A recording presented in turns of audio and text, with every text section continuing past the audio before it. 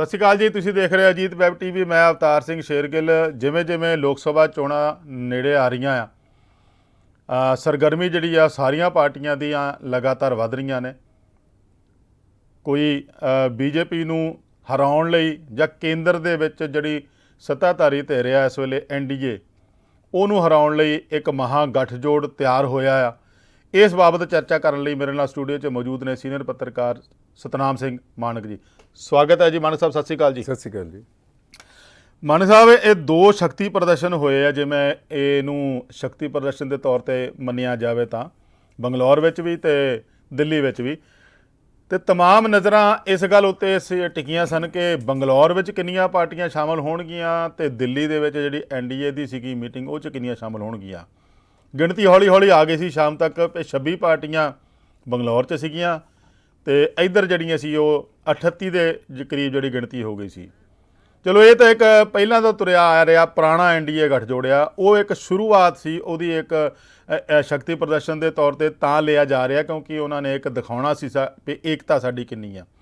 ਇਸ ਤੋਂ ਪਹਿਲਾਂ ਪਟਨਾ ਵਿੱਚ ਮੀਟਿੰਗ ਹੋਈ ਸੀ, ਦੂਸਰੀ ਮੀਟਿੰਗ ਬੰਗਲੌਰ ਦੇ, ਤੀਜੀ ਜਿਹੜੀ ਅਗਲੀ ਰੱਖੀ ਗਈ ਆ ਉਹ ਮੁੰਬਈ ਦੇ ਵਿੱਚ ਹੋਣੀ ਆ। ਉਹਦੀ ਤਰੀਕ ਅਜੇ ਦੱਸਣੀ ਆ। ਅਤੇ ਇਹਦੇ ਵਿੱਚ ਨਾਂ ਜਿਹੜਾ ਦਿੱਤਾ ਗਿਆ NDA ਦੇ ਮੁਕਾਬਲੇ ਦੇ ਵਿੱਚ ਉਹ ਇੱਕ ਲੰਬਾ ਚੌੜਾ ਨਾਂ ਆ। ਵੈਸੇ ਤਾਂ ਛੋਟੇ ਸ਼ਬਦਾਂ ਦੇ ਵਿੱਚ ਕਿਹਾ ਜਾਵੇ ਤਾਂ ਇੱਕ India, INDIA, Indian national developmental inclusive alliance. ਪਹਿਲਾਂ ਤਾਂ ਲੰਬਾ ਚੌੜਾ ਨਾਂ ਹੀ ਬੜਾ ਤਕੜਾ ਰੱਖ ਦਿੱਤਾ ਅਤੇ ਉੱਦਾਂ ਛੋਟੇ ਸ਼ਬਦਾਂ 'ਚ ਇੰਡੀਆ ਕਹਿ ਸਕਦੇ ਹਾਂ। ਪਹਿਲੀ ਨਜ਼ਰੇ ਮਾਨਕ ਸਾਹਿਬ ਕਿਵੇਂ ਦੇਖਦੇ ਜੀ ਇਸ ਮਹਾਗਠਜੋੜ ਨੂੰ? ਸ਼ੇਰਗਿੱਲ ਜੀ, ਤੁਸੀਂ ਇਹਦੇ ਬਾਰੇ 'ਚ ਚਰਚਾ ਕੀਤੀ ਹੈ ਕਿ ਲੋਕ ਸਭਾ ਦੀਆਂ ਚੋਣਾਂ 'ਚ ਬਹੁਤ ਘੱਟ ਸਮਾਂ ਰਹਿ ਗਿਆ, ਕੁਝ ਮਹੀਨੇ ਬਾਕੀ ਰਹਿ ਗਏ ਆ, ਅਤੇ ਉਹਨੂੰ ਮੁੱਖ ਰੱਖਦਿਆਂ ਦੇਸ਼ ਦੇ ਵਿੱਚ ਰਾਜਨੀਤਿਕ ਸਰਗਰਮੀਆਂ ਜਿਹੜੀਆਂ 2024 ਦੀਆਂ ਲੋਕ ਸਭਾ ਚੋਣਾਂ ਲਈ ਉਹ ਤੇਜ਼ ਹੋ ਗਈਆਂ। ਜਿੱਥੋਂ ਤੱਕ ਜਿਹੜਾ ਇਹ ਗੱਠਜੋੜ ਬਣਿਆ ਇੰਡੀਆ ਜਿਹੜਾ, ਉਹਦਾ ਕੋਈ ਰਸਤਾ ਇੰਨਾ ਜ਼ਿਆਦਾ ਸੌਖਾ ਨਹੀਂ ਹੈਗਾ। ਜਿਸ ਤਰ੍ਹਾਂ ਤੁਸੀਂ ਦੱਸਿਆ ਕਿ ਪਟਨਾ ਦੀ ਮੀਟਿੰਗ ਕਾਫੀ ਸਫਲ ਲੱਗਦੀ ਸੀ ਅਤੇ ਉਹ ਤੋਂ ਬਾਅਦ ਇਹ ਖਬਰਾਂ ਆ ਗਈਆਂ ਸੀਆਂ ਕਿ ਜਿਹੜੀ ਬੰਗਲੌਰ 'ਚ ਮੀਟਿੰਗ ਹੋਣੀ ਹੈ ਉਹਦੇ 'ਚ ਇਹਦਾ ਕਨਵੀਨਰ ਚੁਣ ਲਿਆ ਜਾਏਗਾ, ਇੱਕ ਚੇਅਰਮੈਨ ਚੁਣ ਲਿਆ ਜਾਊਗਾ, ਇੱਕ 3 ਕਮੇਟੀਆਂ ਬਣਾਈਆਂ ਜਾਣਗੀਆਂ, ਇੱਕ ਜਿਹੜੀਆਂ ਸੀਟਾਂ ਦੀ ਵੰਡ ਸੰਬੰਧੀ, ਇੱਕ ਰਣਨੀਤੀ ਚੋਣਾਂ ਦੀ ਇਹ ਤਿਆਰ ਕਰਨ ਲਈ, ਅਤੇ ਇੱਕ ਚੋਣਾਂ ਦੇ ਪ੍ਰਚਾਰ ਲਈ ਜਿਹੜੀ ਆ ਇਹ ਸਾਰੀਆਂ ਕਮੇਟੀਆਂ ਬਣਾਈਆਂ ਜਾਣਗੀਆਂ। ਪਰ ਜਿਹੜੀ ਬੰਗਲੌਰ 'ਚ ਮੀਟਿੰਗ ਹੋਈ ਆ ਉਹਦੇ ਵਿੱਚ ਸਿਰਫ ਇੰਨੀ ਸਹਿਮਤੀ ਹੋਈ ਹੈ ਕਿ 11 ਮੈਂਬਰੀ ਕਮੇਟੀ ਬਣਾਈ ਜਾਏਗੀ ਜਿਹੜੀ ਅੱਗੇ ਦੀ ਰਣਨੀਤੀ ਤੈਅ ਕਰੇਗੀ, ਅਤੇ ਉਹਦੇ 'ਚ ਕੋਈ ਕਨਵੀਨਰ ਨਹੀਂ ਬਣਾਇਆ, ਕੋਈ ਚੇਅਰਮੈਨ ਨਹੀਂ ਬਣਾਇਆ। ਇਸ ਪੱਖ ਤੋਂ ਜਿਹੜੇ ਵਿਰੋਧੀ ਧਿਰਾਂ ਦੀ ਏਕਤਾ ਚਾਹੁੰਦੇ ਆ ਜਾਂ ਭਾਜਪਾ RSS ਦੀ ਰਾਜਨੀਤੀ ਦੇ ਖਿਲਾਫ ਲੋਕ ਆ, ਉਹਨਾਂ ਨੂੰ ਥੋੜ੍ਹੀ ਨਿਰਾਸ਼ਾ ਹੋਏਗੀ। ਅਵਤਾਰ ਸਿੰਘ ਸ਼ੇਰਗਿੱਲ ਜੀ, ਇੱਕ ਗੱਲ ਹੈ ਕਿ ਜਿਸ ਤਰ੍ਹਾਂ ਆਪਾਂ ਸਾਰੇ ਸੋਚਦੇ ਹਾਂ ਜਾਂ ਜਿਹੜੇ ਵਿਰੋਧੀ ਪਾਰਟੀਆਂ ਦੇ ਸਮਰਥਕ ਇਹ ਸੋਚਦੇ ਆ ਕਿ ਵੱਖ-ਵੱਖ ਜਿਹੜੀਆਂ ਪਾਰਟੀਆਂ ਇਕੱਠੀਆਂ ਹੋਣਗੀਆਂ ਉਹ ਸਾਰਾ ਕੁਝ ਜਿਹੜਾ ਗਿਣੇ ਮਿੱਥੇ ਢੰਗ ਨਾਲ ਜਾਂ ਨਿਸ਼ਚਿਤ ਸਮੇਂ 'ਚ ਤੈਅ ਕਰ ਲੈਣਗੀਆਂ। ਇਸ ਤਰ੍ਹਾਂ ਕੁਛ ਹੁੰਦਾ ਨਹੀਂ। ਰਾਜਨੀਤੀ 'ਚ ਕਦੇ ਵੀ ਜਿਹੜਾ ਕਿਸੇ ਵੀ ਪਾਰਟੀ ਦਾ ਜਾਂ ਕਿਸੇ ਵੀ ਗੱਠਜੋੜ ਦਾ ਜਿਹੜਾ ਸਫ਼ਰ ਆ ਉਹ ਜਰਨੈਲੀ ਸੜਕ ਪਰ ਨਹੀਂ ਹੁੰਦਾ। ਉਹ ਖੱਬੇ ਸੱਜੇ ਜਿਹੜਾ ਉਹ ਹੁੰਦੇ ਰਹਿੰਦੀ ਹੈ, ਗੱਠਜੋੜ ਜਿਹੜੇ ਹੁੰਦੇ ਰਹਿੰਦੇ ਆ, ਰਾਜਨੀਤੀ ਖੱਬੇ ਸੱਜੇ ਚੱਲਦੀ ਰਹਿੰਦੀ ਹੈ। ਇਹਦੇ ਲਈ ਜਿਹੜਾ ਵਿਰੋਧੀ ਪਾਰਟੀਆਂ ਜਿਹੜੀਆਂ ਭਾਜਪਾ ਅਤੇ RSS ਦੀ ਰਾਜਨੀਤੀ ਦਾ ਵਿਰੋਧ ਕਰਨਾ ਚਾਹੁੰਦੀਆਂ ਜਾਂ ਦੇਸ਼ ਦੀ ਏਕਤਾ ਅਖੰਡਤਾ ਨੂੰ ਮਜ਼ਬੂਤ ਕਰਨਾ ਚਾਹੁੰਦੀਆਂ ਜਾਂ ਫਿਰਕੂ ਧਰੁਵੀਕਰਨ ਦੀ ਰਾਜਨੀਤੀ ਨੂੰ ਚੁਣੌਤੀ ਦੇਣਾ ਚਾਹੁੰਦੀਆਂ ਜਾਂ ਕਾਰਪੋਰੇਟ ਵਿਕਾਸ ਮਾਡਲ ਦਾ ਕੋਈ ਬਦਲ ਦੇਣਾ ਚਾਹੁੰਦੀਆਂ, ਉਹਨਾਂ ਨੂੰ ਹਜੇ ਲੰਮਾ ਸਫ਼ਰ ਤੈਅ ਕਰਨਾ ਪਏਗਾ। ਇੰਨਾ ਸੌਖਾ ਕੰਮ ਨਹੀਂ ਹੈਗਾ। ਬਿਲਕੁਲ ਜੀ। ਦੂਜੇ ਪਾਸੇ ਸ਼ੇਰਗਿੱਲ ਜੀ, ਜੇ ਗੱਲ ਕਰੀਏ ਤਾਂ ਜਿਹੜਾ NDA ਆ, NDA ਨੇ ਜਿਹੜਾ ਅਮਿਤ ਸ਼ਾਹ ਅਤੇ ਨਰਿੰਦਰ ਮੋਦੀ ਦੀ ਇਹ ਖਾਸੀਅਤ ਇਹ ਆ ਕਿ ਉਹ ਰਾਜਨੀਤਿਕ ਮੌਸਮ ਨੂੰ ਬੜੀ ਛੇਤੀ ਪਛਾਣਦੇ ਆ। ਰਾਜਨੀਤਿਕ ਮੌਸਮ ਨੂੰ ਪਛਾਣ ਕੇ ਉਹਦੇ ਮੁਤਾਬਕ ਬੜੀ ਛੇਤੀ ਉਹ ਐਕਟ ਅਤੇ ਰਿਐਕਟ ਕਰਦੇ ਆ, ਉਹ ਆਪਣੀ ਰਣਨੀਤੀ ਉਹਦੇ ਮੁਤਾਬਕ ਬਣਾਉਂਦੇ ਆ। ਜੇ ਆਪਾਂ ਦੇਖੀਏ ਤਾਂ ਕੁਝ ਮਹੀਨੇ ਪਹਿਲਾਂ ਤੱਕ ਜਿਹੜੀ ਭਾਰਤੀ ਜਨਤਾ ਪਾਰਟੀ ਇਹ ਮਹਿਸੂਸ ਕਰਦੀ ਸੀਗੀ ਕਿ ਨਰਿੰਦਰ ਮੋਦੀ ਅਤੇ ਉਹਦੀ ਅਗਵਾਈ 'ਚ ਜਿਹੜੀ ਸਾਡੀ ਪਾਰਟੀ ਆ ਉਹ ਵਿਰੋਧੀ ਪਾਰਟੀਆਂ ਨੂੰ ਟੱਕਰ ਦੇਣ ਲਈ ਕਾਫੀ ਹੈ, ਸਾਨੂੰ ਕਿਸੇ ਹੋਰ ਪਾਰਟੀਆਂ ਦੀ ਬਹੁਤੀ ਲੋੜ ਨਹੀਂ ਹੈ। ਜੇ ਆਮ ਤੌਰ 'ਤੇ ਨਾਅਰਾ ਦਿੱਤਾ ਜਾਂਦਾ ਸੀ ਕਿ ਮੋਦੀ ਸਭ ਤੋਂ ਭਾਰੀ, ਇਸ ਤਰ੍ਹਾਂ ਦੇ ਨਾਅਰੇ ਦਿੱਤੇ ਜਾਂਦੇ ਸੀ। ਪਰ ਜਦੋਂ ਉਹਨਾਂ ਨੇ ਦੇਖਿਆ ਕਿ ਭਾਰਤੀ ਜਨਤਾ ਪਾਰਟੀ ਨੇ ਕਿ ਵਿਰੋਧੀ ਪਾਰਟੀਆਂ ਸਾਡੇ ਮੁਕਾਬਲੇ 'ਚ ਇਕੱਠੀਆਂ ਹੋ ਸਕਦੀਆਂ ਅਤੇ ਇਹਦੇ ਨਾਲ ਸਾਡੀ ਚੋਣਾਂ ਲਈ ਚੁਣੌਤੀ ਵੱਧ ਸਕਦੀ ਹੈ, ਅਤੇ ਉਸੇ ਸਮੇਂ ਉਹਨਾਂ ਨੇ NDA ਦੇ ਜਿਹੜੇ ਪੁਰਾਣੇ ਭਾਈਵਾਲ ਸੀਗੇ ਉਹਨਾਂ ਨੂੰ, ਜਿਨ੍ਹਾਂ ਨੂੰ ਹੁਣ ਤੱਕ ਨਜ਼ਰਅੰਦਾਜ਼ ਕਰੀ ਰੱਖਿਆ, ਜਿਨ੍ਹਾਂ 'ਤੇ ਅੱਜ ਤੱਕ 9 ਸਾਲ ਦਾ ਸ਼ਾਸਨ ਹੈ ਜਿਹੜਾ ਨਰਿੰਦਰ ਮੋਦੀ ਦਾ, ਪਹਿਲੀ ਟਰਮ ਅਤੇ ਦੂਜੀ ਟਰਮ ਵੀ ਜਿਹੜੀ ਪੂਰੀ ਹੋਣ ਵਾਲੀ ਹੈ, ਇਹਦੇ 'ਚ NDA ਦੀ ਕੋਈ ਮੀਟਿੰਗ ਨਹੀਂ ਬੁਲਾਈ ਗਈ। ਐਨਡੀਏ ਦਾ ਕੋਈ ਕਨਵੀਨਰ, ਕੋਈ ਚੇਅਰਮੈਨ ਨਹੀਂ ਲਾਇਆ ਗਿਆ। ਤੇ ਉਹ ਐਨਡੀਏ ਇੱਕ ਜਿਹੜਾ ਐਨਡੀਏ ਦੇ ਨਾਂ ਤੇ ਕੁਝ ਪਾਰਟੀਆਂ ਭਾਵੇਂ ਨਰਿੰਦਰ ਮੋਦੀ ਨਾਲ ਕੇਂਦਰੀ ਮੰਤਰੀ ਮੰਡਲ 'ਚ ਜਾਂ ਕੇਂਦਰ ਸਰਕਾਰ 'ਚ ਸ਼ਾਮਲ ਸੀਗੀਆਂ, ਪਰ ਉਹਨਾਂ ਨੂੰ ਕੋਈ ਮਹੱਤਵ ਬਹੁਤਾ ਜ਼ਿਆਦਾ ਦਿੱਤਾ ਨਹੀਂ ਜਾਂਦਾ ਸੀ। ਪਰ ਹੁਣ ਜਦੋਂ ਉਹਨਾਂ ਨੂੰ ਲੱਗਿਆ ਕਿ ਰਾਜਨੀਤਿਕ ਮੌਸਮ ਥੋੜਾ ਜਿਹਾ ਬਦਲ ਰਿਹਾ, ਸਾਡੇ ਲਈ ਮੁਸ਼ਕਲਾਂ ਵੱਧ ਸਕਦੀਆਂ, ਉਹਨਾਂ ਨੇ ਫੌਰੀ ਤੌਰ ਤੇ ਐਨਡੀਏ ਨੂੰ ਦੀ ਮੀਟਿੰਗ ਕੀਤੀ ਆ, ਔਰ ਉਸੇ ਦਿਨ ਕੀਤੀ ਆ ਜਿਸ ਦਿਨ ਜਿਹੜੀ ਆ ਬੰਗਲੌਰ 'ਚ ਵਿਰੋਧੀ ਪਾਰਟੀਆਂ ਦੀ ਮੀਟਿੰਗ ਹੋ ਰਹੀ ਸੀਗੀ।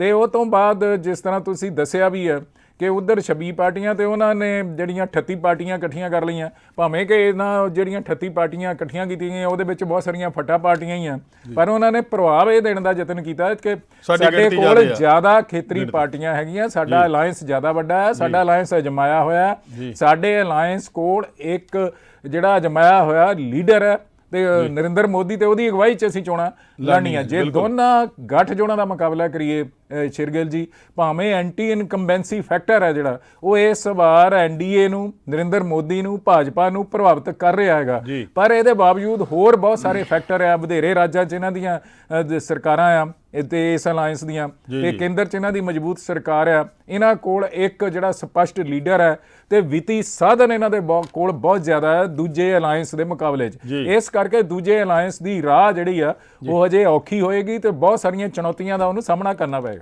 ਮਾਨਕ ਸਾਹਿਬ, ਇੱਕ ਗੱਲ ਤਾਂ ਤੁਹਾਨੂੰ ਇਹ ਮੰਨਣੀ ਪਊਗੀ, ਸ਼ਾਇਦ ਮੇਰੇ ਨਾਲ ਸਹਿਮਤੀ ਵੀ ਜਤਾਉਣੀ ਪਊਗੀ, ਵੀ ਕੱਲੀ ਕਾਂਗਰਸ, ਕੱਲੀ ਖੱਬੇ ਪੱਖੀ, ਕੱਲੇ ਮਮਤਾ ਬੈਨਰਜੀ ਵਾਲੀ ਤ੍ਰਿਣਮੂਲ, ਕੱਲੇ ਲਾ ਲਓ ਐਨਸੀਪੀ, ਚਲੋ ਵੈਸੇ ਦੋ ਫਾੜ ਹੋ ਗਈ ਆ, ਉਹ ਮੋਦੀ ਦਾ ਮੁਕਾਬਲਾ ਕਰਨ ਦੇ ਸਮਰੱਥਾ ਮੈਨੂੰ ਲੱਗਦਾ ਕਿਤੇ ਨਾ ਕਿਤੇ ਗਵਾ ਚੁੱਕੇ ਸੀ। ਉਹਨਾਂ ਨੂੰ ਸਮਝ ਲੱਗ ਗਈ ਸੀਗੀ ਵੀ ਜੇ ਕੇਂਦਰ 'ਚ ਬੀਜੇਪੀ ਨੂੰ ਹਰਾਉਣਾ ਆ ਤਾਂ ਕੱਲਿਆਂ ਨੂੰ ਤੁਰਨਾ ਔਖਾ, ਇਸ ਕਰਕੇ ਇਕੱਠਾ ਹੋਣ ਦਾ ਇਹ ਯਤਨ ਕੀਤਾ ਜਾ ਰਿਹਾ। ਸ਼ੇਰਗਿੱਲ ਜੀ, ਇਹਦੇ 'ਚ ਵਿਰੋਧੀ ਪਾਰਟੀਆਂ ਇਕੱਠੀਆਂ ਨਹੀਂ ਹੋ ਰਹੀਆਂ ਜੀ, ਇਹ ਭਾਰਤੀ ਜਨਤਾ ਪਾਰਟੀ ਤੇ ਉਹਦੀ ਜਿਹੜੀ ਕੇਂਦਰੀ ਸਰਕਾਰ ਆ ਉਹਦੀਆਂ ਨੀਤੀਆਂ ਉਹਨਾਂ ਨੂੰ ਇਕੱਠੀਆਂ ਕਰ ਰਹੀਆਂ।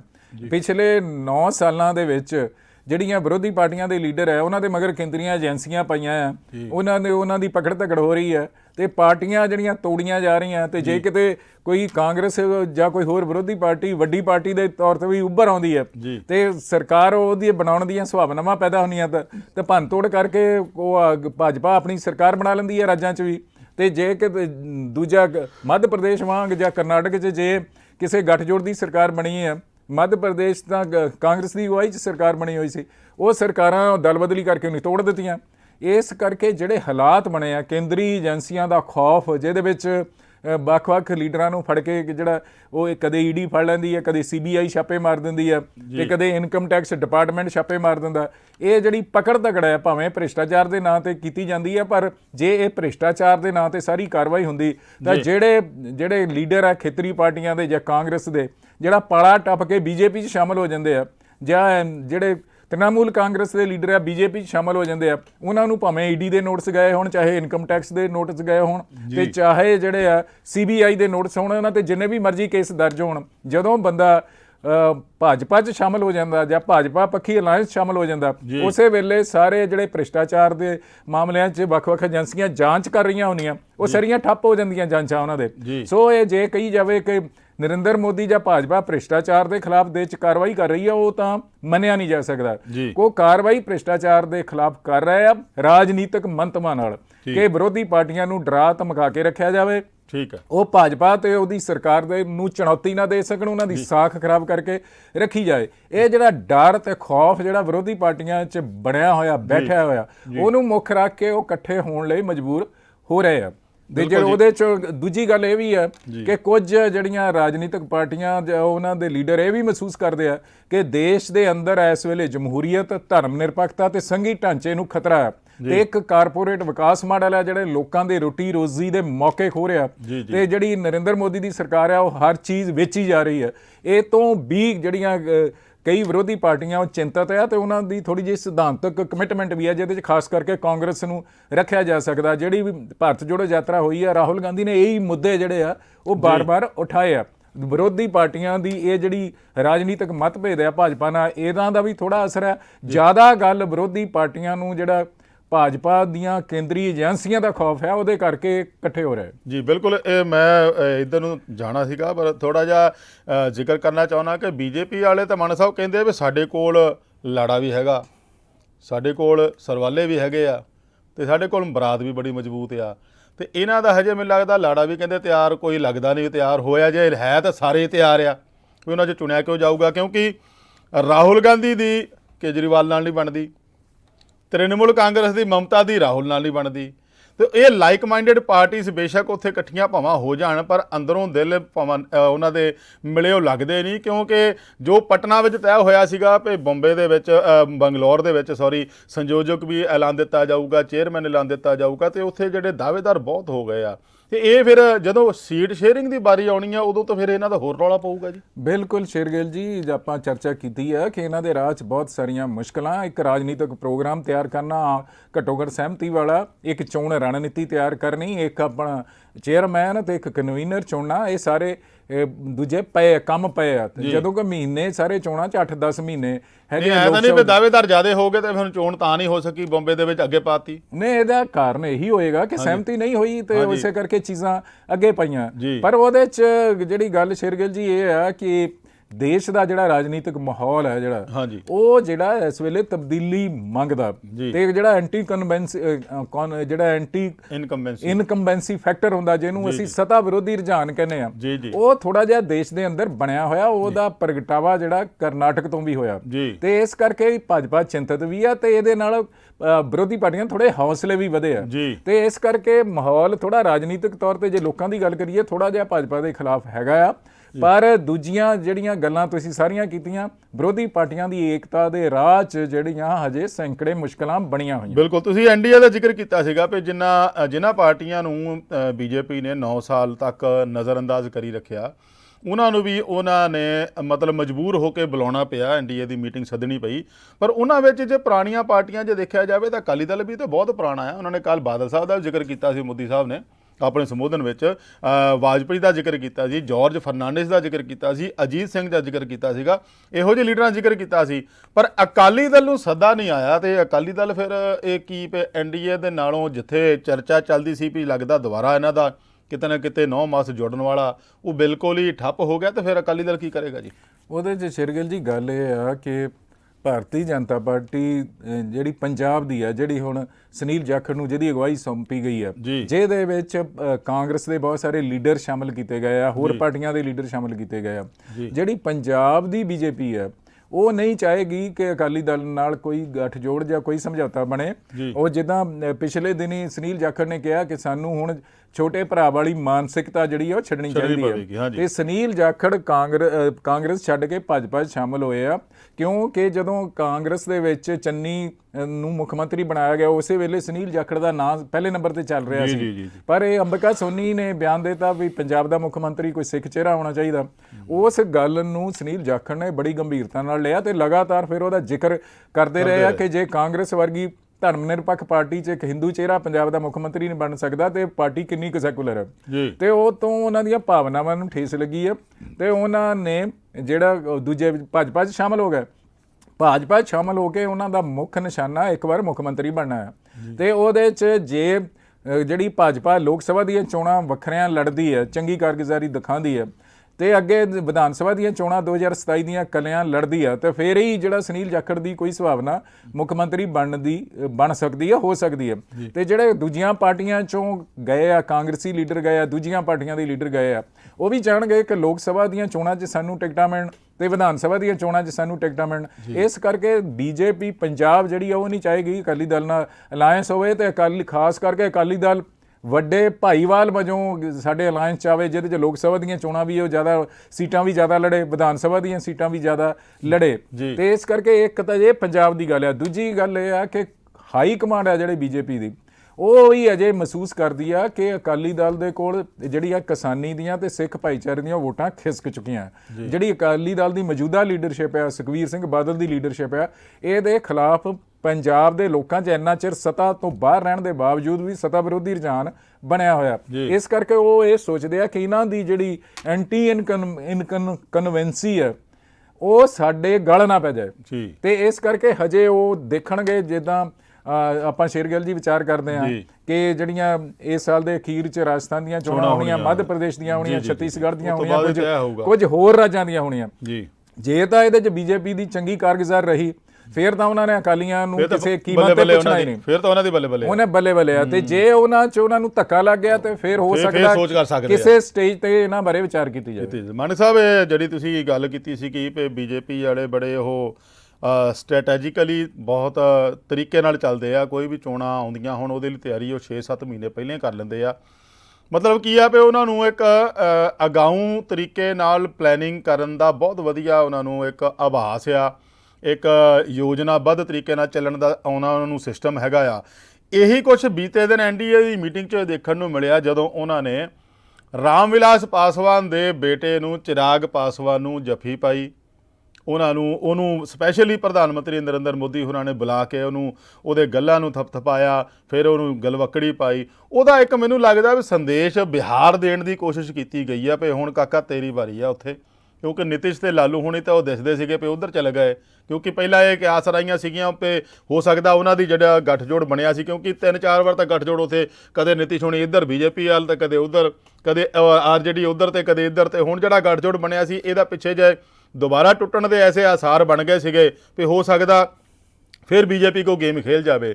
ਪਰ ਹੁਣ ਜਦੋਂ ਉਹ ਉਧਰਲੇ ਪਾਸੇ ਨੂੰ ਇੰਡੀਆ ਵੱਲ ਨੂੰ ਤੁਰ ਪਏ ਆ ਤੇ ਇੱਧਰਲੇ ਇਹਨਾਂ ਦਾ ਆਪਣਾ ਜਿਹੜਾ ਖਾਪਾ ਪੂਰਾ ਕਰਨ ਲਈ ਮੈਨੂੰ ਲੱਗਦਾ ਬੀਜੇਪੀ ਨੇ ਚਿਰਾਗ ਪਾਸਵਾਨ ਨੂੰ ਤਿਆਰ ਕਰ ਲਿਆ। ਉਹ ਸੰਕੇਤ ਦੇਤਾ ਉੱਥੇ ਉਹਨਾਂ ਨੂੰ, ਬਿਹਾਰ ਵਾਲਿਆਂ ਨੂੰ, ਨਿਤਿਸ਼ ਉਹਨਾਂ ਨੂੰ ਵੀ ਸਾਡੇ ਕੋਲ ਬੰਦਾ ਹੈਗਾ ਆ। ਕੀ ਲੱਗਦਾ ਜੀ? ਉਹਦੇ 'ਚ ਸ਼ੇਰਗਿੱਲ ਜੀ ਗੱਲ ਇਹ ਹੈ ਕਿ ਜਦੋਂ ਨਿਤਿਸ਼ ਨਾਲ ਬੀਜੇਪੀ ਦਾ ਅਲਾਇੰਸ ਹੋ ਗਿਆ, ਨਿਤਿਸ਼ ਜਿਹੜਾ ਲਾਲੂ ਯਾਦਵ ਦੀ ਪਾਰਟੀ ਛੱਡ ਕੇ ਜੀ ਇਹਨਾਂ ਬੀਜੇਪੀ ਨਾਲ ਚਲਾ ਗਿਆ ਜੀ, ਤੇ ਉਸ ਸਮੇਂ 'ਚ ਨਿਤਿਸ਼ ਦੇ ਵਿਰੋਧ ਨੂੰ ਮੁੱਖ ਰੱਖਦਿਆਂ ਜਿਹੜੀ ਆ ਉਹਨਾਂ ਨੇ ਚਿਰਾਗ ਪਾਸਵਾਨ ਨੂੰ ਬਹੁਤਾ ਭਾਜਪਾ ਨੇ ਮੂੰਹ ਲਾਇਆ ਨਹੀਂ ਜੀ ਜੀ, ਤੇ ਉਹ ਤੋਂ ਬਾਅਦ ਜਿਹੜੀ ਆ ਉਹਨਾਂ ਨੇ ਜਿੱਦਾਂ ਹੋਰ ਪਾਰਟੀਆਂ ਤੋੜੀਆਂ, ਉਹ ਤੋਂ ਬਾਅਦ ਉਸੇ ਤਰ੍ਹਾਂ ਚਿਰਾਗ ਪਾਸਵਾਨ ਦੀ ਪਾਰਟੀ ਵੀ ਭਾਜਪਾ ਨੇ ਤੋੜ ਦਿੱਤੀ। ਲਈ ਹਾਂਜੀ, ਤੇ ਉਹਦੇ ਜਿਹੜੇ ਆ ਚਿਰਾਗ ਪਾਸਵਾਨ ਦਾ ਜਿਹੜਾ ਪਸ਼ੂਪਤੀ ਜਿਹੜਾ ਉਹਨੂੰ ਪਸ਼ੂਪਤੀ ਪਾਸਵਾਨ ਉਹਨੂੰ ਉਹਨਾਂ ਨੇ ਕੇਂਦਰ ਮੰਤਰੀ ਲੈ ਲਿਆ।